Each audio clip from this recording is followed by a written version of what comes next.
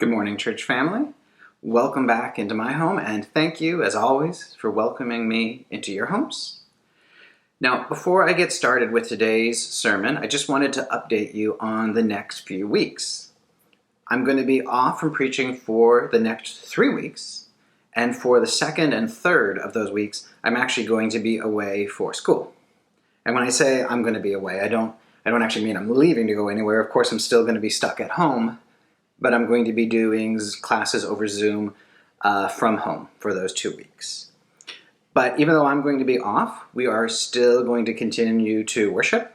I've arranged for some guest video sermons from some of the staff members at our association's head office, at CBOQ head office. They're all people who I know, people who I respect, people who I've learned from, people who I even like. And so I know it's going to be a special blessing to get to hear from them. And even though I'm going to be away in a certain sense, I'm still going to be with you in spirit. I'm still going to be joining you in worship on Sundays from my home, worshiping alongside you, and I'm still going to be praying for all of you. And I'd appreciate it if you would be in prayer for me over those weeks, just asking God that I would learn and grow through this special time I get to focus on studying. Okay, now that I've updated you on the next few weeks, let's get back to today's service, and let's do so by beginning with the children's message.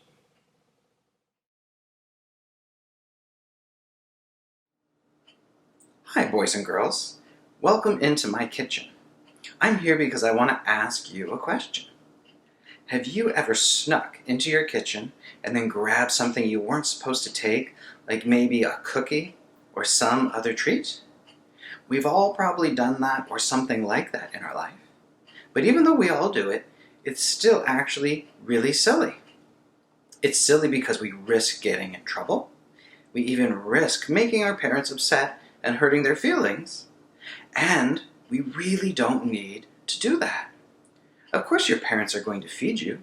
They've been feeding you all your life. You don't need to take food. They're going to give it to you. And they're even going to give you a treat once in a while. Why do you think they have cookies in the house? Of course, it's so they can give some to you.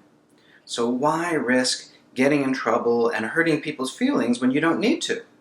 It's so much better to just trust your parents. Well, as silly as that is, we do something way sillier with God. Sometimes in life, we try to take what we want by sinning.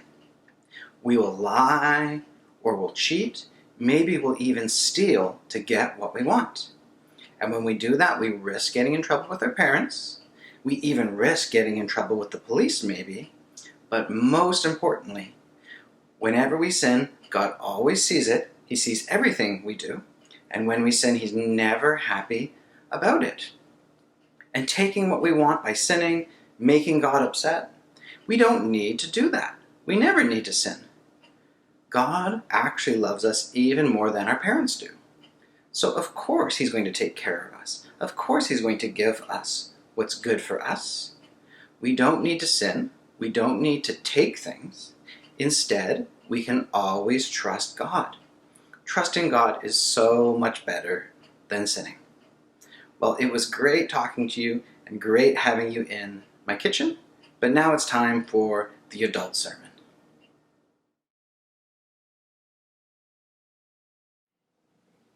Today's story isn't one of the many famous stories from the book of Genesis.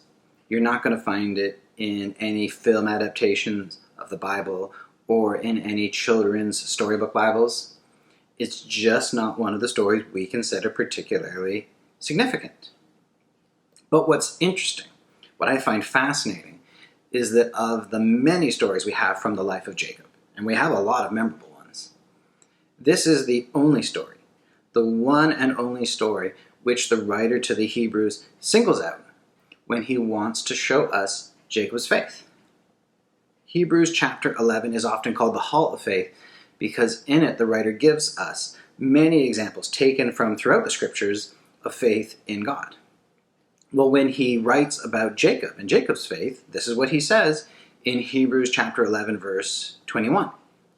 By faith Jacob, when dying, blessed each of the sons of Joseph, bowing in worship over the head of his staff. Well, that's today's passage. That's the story we have here in Genesis 48. That's the story he chooses. Not, for instance, the story where Jacob literally wrestles with God, refusing to let go until God will bless him. No, he doesn't pick a story like that. Instead, he picks this story of Jacob speaking a blessing over his grandsons. I, for one, find that surprising. Like, this is not the story I would have picked if I had to pick one story from the life of Jacob. But that's what the writer to the Hebrews chooses. As surprising as that is, I'm sure he does it for a reason. And so I've meditated on this passage a lot this week. I've thought about why he picks it. And what I've realized is this. Here in this passage, we see that Jacob has learned and is living out a major lesson about the nature of faith. What Jacob has learned is that God's blessings are to be received and not taken, which is today's big idea. God's blessings are to be received and not taken. True faith, deep faith, doesn't feel the need to lie, to cheat, or to steal in order to get what we want and what we need. It doesn't feel the need to take. Instead, real faith, deep faith, trusts God, trusts him to bless us and to provide for him, trusts that we will receive what we need from God.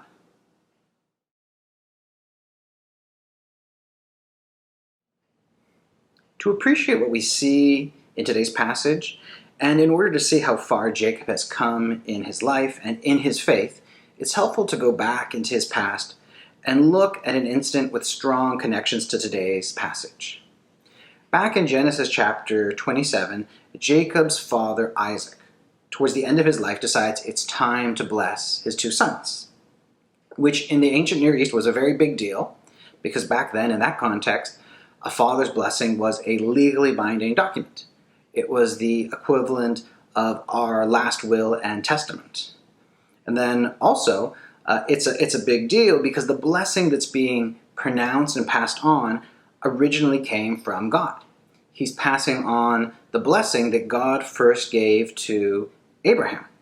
The promise that he will bless this family, he will use them to bless the whole world by making of them a great nation. That's what Isaac is passing on. And his intention is to give the greater blessing, including this promise from God, to his older son Esau, leaving very little behind for Jacob. Now, at this point in his life, Isaac is blind, and so he can't tell his sons apart by sight. And Jacob takes advantage of this. He disguises his voice, he disguises his scent, he makes himself appear to be his brother Esau, fooling his father into blessing him instead.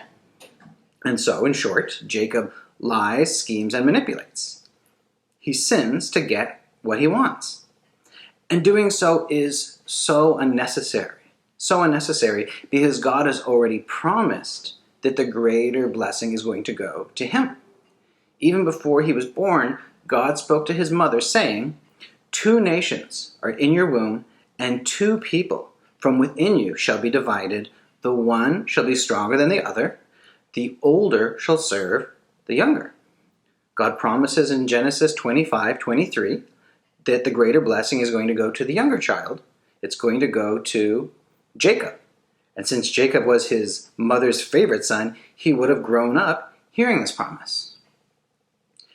God controls the blessing, not Isaac. God is ultimately in control, and God has promised to give the blessing to Jacob. So there's no need to worry. There's no need to do anything. There's certainly no need to sin, but Jacob still feels that he has to do something, that he even has to sin. At this point in his life, at this early point in his life, Jacob does have some faith. I think we can give him credit for a bit of faith because he does believe that God's blessing matters deeply. It deeply matters whether he receives God's blessing or not. But his faith is raw, it's immature, it's incomplete. He doesn't fully trust God yet. He doesn't trust God to do what God has said he's going to do. Instead, he thinks that he needs to lie, to manipulate, and to control things. and to control not just people, but to control the promise itself. He's trying to control the very will, the actions of God. He thinks that God's blessing is something that can be taken by force, something within our reach, something that we can just grab for ourselves. God has promised to give Jacob something, but Jacob still feels the need to take it for himself, even to sin in order to take it. He has faith, but it's a very immature faith at this stage in his life.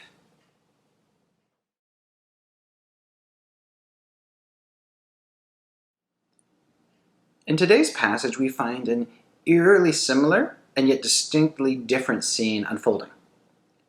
Jacob decides he's going to adopt Joseph's two sons as his own, so they are going to inherit at an equal level with their uncles, which ultimately means they're going to become tribes within Israel.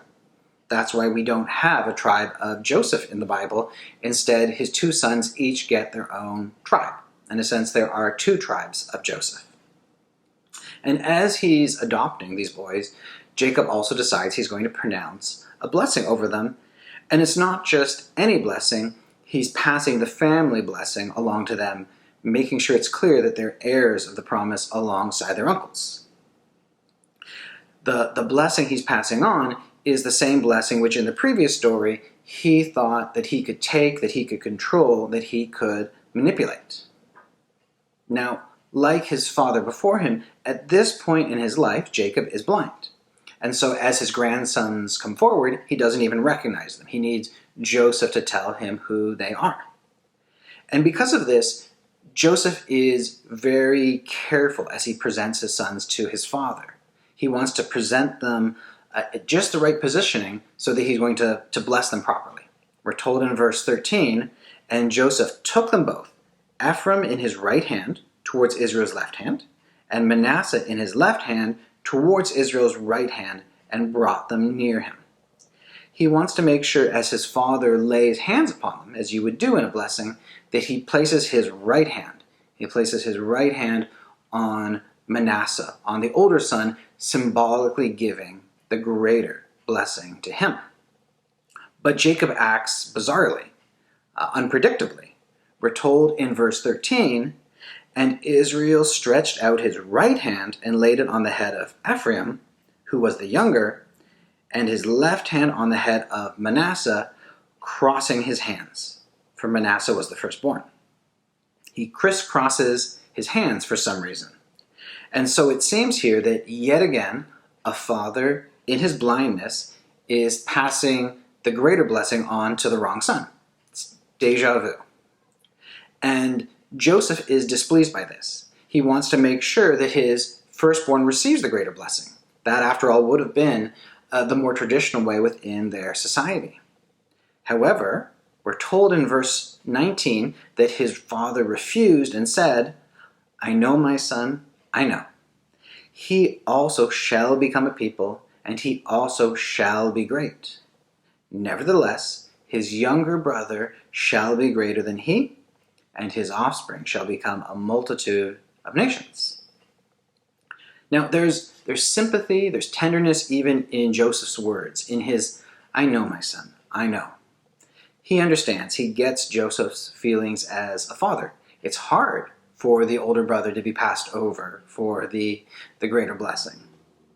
But at the same time, it's clear that he knows exactly what he's doing, that he's being intentional.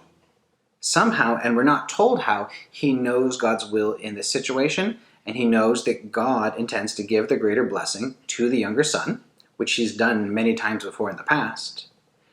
And even more significantly, he knows it's okay. It's okay. God still loves the older brother. He's still going to care for the older brother. There's no need to worry. They can trust God with this situation. And this is a drastic or dramatic shift from the way that Jacob has behaved in the past. We see here that he has learned that God's blessings are to be received, not taken.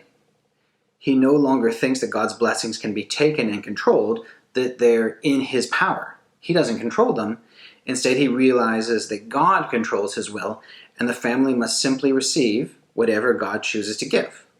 There's no other way They can only receive. There's no taking from God, and there's no need for another way. There's no need to take from God. The family can receive whatever God gives with faith, trusting in Him.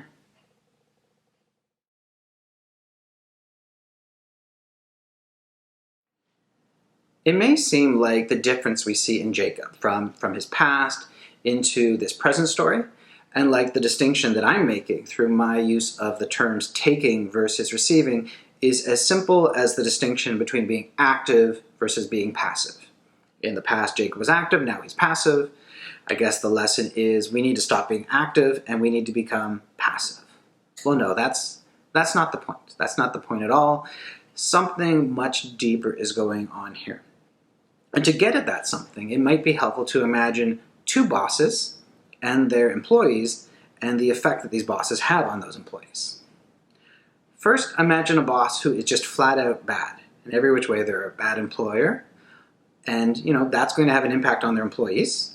And in some ways, it might make them passive. They don't feel the need to work particularly hard because their boss doesn't particularly notice or appreciate hard work. But then in other ways, they may be very active. They may be aggressive even. They feel the need to be cutthroat. They steal credit for other employees' work. They lie and cheat clients because all their boss cares about is results and numbers. They don't care how you get them. You just need to get them. And so they will aggressively pursue those numbers. They may even commit fraud. They may even steal from their employer because they know they can't trust their boss to take care of them. They need to get what they can any which way. Okay, that's the first scenario. That's the first boss, a bad one. Now imagine a good boss, a really good boss, and the effect she's going to have on her employees. And a good boss may make their employees passive in some ways. For instance, they may not feel the need to fight for their rights. They know that their boss is going to take care of them. They know she's going to do what's fair. In fact, she's going to do what's more than fair. She's going to be generous with them so they don't need to fight. But then they're also probably going to be active in some ways. We tend to want to work harder for a good boss. We really appreciate them. We're thankful for them, so we try to work hard for them. And they're going to focus on doing really good quality work. They're going to focus on doing even ethical work because they know that's what their boss wants. They just need to focus on doing the right things the right way. And they trust that their boss is going to take care of them when they do that. When we take, as Jacob did in his past, stooping to sinful behavior to get ahead, lying, cheating, and manipulating, the belief under that is that God is a bad boss, a bad employer. You have to take what you can get any which way from Him. It's not enough to focus on doing what's right. You need to focus on getting what's yours. But when we receive, as Jacob does in this present story, here in chapter 48, accepting and doing the will of God, no matter what that is, no matter where it takes us, the belief under that is that God is a good employer. God is a good boss. You don't have to take by force. You don't have to act in a way that's underhanded. Instead, you can just focus on doing what you're supposed to, and you know He's going to take care of you. It's not about being passive or about being active. It's about trust. It's about faith. God's blessings are to be received, not taken, because God is trustworthy, because God is worthy of our faith in Him.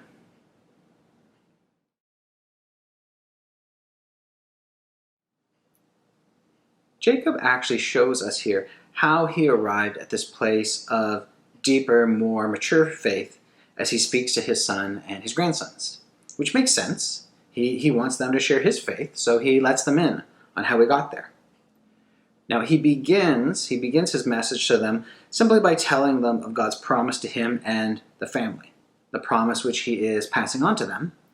But then he switches gears and he focuses the rest of his words on the trustworthiness of the God whose promise they are to receive. And so, for instance, he says to Joseph in verse 11, "I never expected to see your face, and behold, God has let me see your offspring. I thought you were dead. I never expected to see you again, but now God has allowed me to see you and even to see your children. I'm here with my grandchildren." He's testifying to the goodness of God in his life. He has received more from God than he hoped for, more than he ever thought or dared to try to take for himself. And as he pronounces the blessing on his grandsons, he begins by describing the Lord, saying that he is the God before whom my fathers Abraham and Isaac walked, the God who has been my shepherd all my life long to this day, the angel who has redeemed me from all evil. This God who he is entrusting the next generations of the family to, he has already walked faithfully with this family for 3 generations. And Jacob has personally experienced the Lord as his shepherd, as his good shepherd, and experienced him as his redeemer. That's why he's so certain that they can trust God. He's already experienced the trustworthiness of God. And then Jacob finishes his charge to the family by saying, "Behold, I am about to die, but God will be with you and will bring you again to the land of your fathers." His faith here is very deep. He is sure, absolutely sure, that the family will receive the blessings that God has promised. Even though he's not going to be around, even though he's not going to be able to do anything more for them, even though he can't take it and give it to them, he's sure that it will come to them because he believes in the trustworthiness of God at this point. God has said he will bless this family, and so Jacob is sure that they will receive what God has promised. As he prepares to leave this family, Jacob shares his story with them. Why? Well, because it's the story of his walk with God. It's the story of the trustworthiness of God. He wants them to learn from his experiences so they don't have to learn the hard way, wandering through the barrenness of trying to take from God.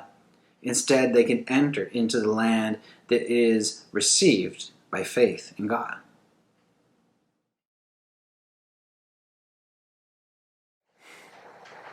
Like Jacob, the longer we walk with God, the more we will know that we can trust him as we see his faithfulness. We'll realize that we don't need to take.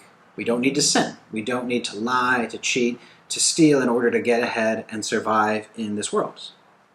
Instead, we'll know that even now, even in the midst of a pandemic, we can live by faith, acting with uprightness, with integrity, doing what's righteous and good, loving our neighbors at all times, knowing that as we do so, we will receive what we need from God.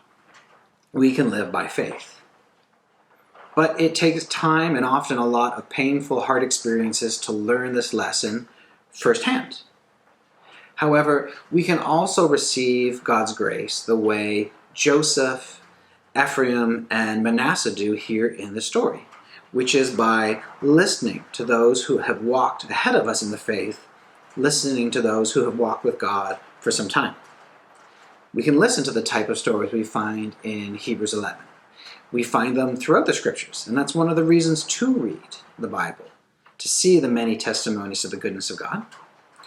Also, most powerfully, we can listen to the story of the gospel. The gospel is the ultimate proof that God is trustworthy. When we see the life, the death, and the resurrection of Jesus Christ in our place, then we know that we can trust God, that he will do anything to fulfill his word for us. But then also on top of all of that, in addition to all of that, we can listen to our elders in the faith, our elders in the church, the people around us who have walked with God for a long time and have seen the faithfulness of God over that time.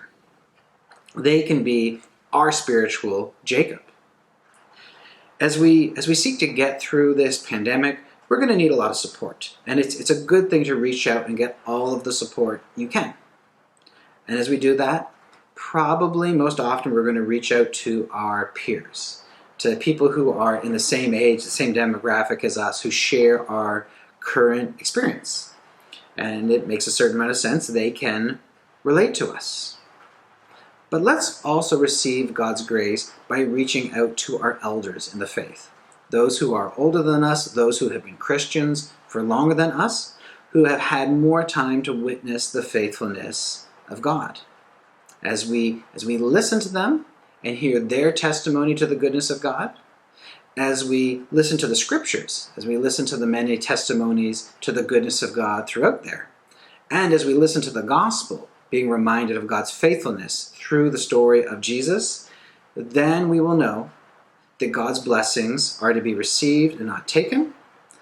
We will see that God frees us from striving. God frees us from sin through the knowledge that we can trust Him, that we can live by faith.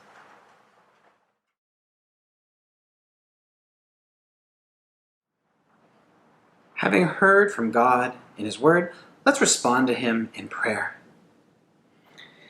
Dear Heavenly Father, help us to seek first your kingdom and your righteousness, trusting that as we do so, everything we truly need will be added to us through you. May we walk by faith. In Jesus' name, amen.